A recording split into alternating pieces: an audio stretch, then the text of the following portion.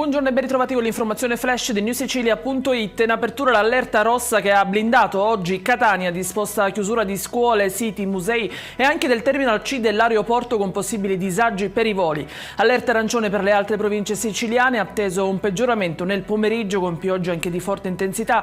I venti hanno già toccato gli oltre 80 km/h, attenzione particolare per le mareggiate.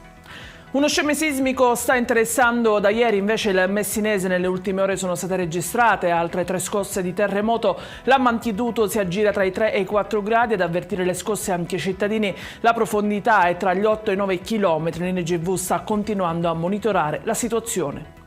Ieri pomeriggio alla playa di Catania una donna ha tentato di soffocare la figlia di appena 5 mesi con un cuscino. A evitare il peggio sono stati i carabinieri allertati da una chiamata al 112 della sorella minore. La donna è stata affidata al personale del 118, attivata invece la procura per i minori per valutare eventuali provvedimenti a tutela della bambina.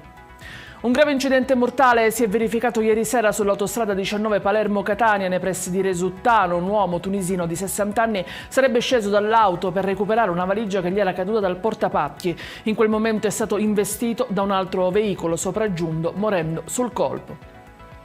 Un 23enne messinese è stato arrestato per resistenza pubblico ufficiale. Guidava l'auto che non si sarebbe fermata a un posto di blocco e che ieri a Milazzo, in via Gramsci, è finita contro il muro della caserma dei Vigili del Fuoco. A bordo vi erano 5 giovani trasportati in ospedale, grave una ragazza.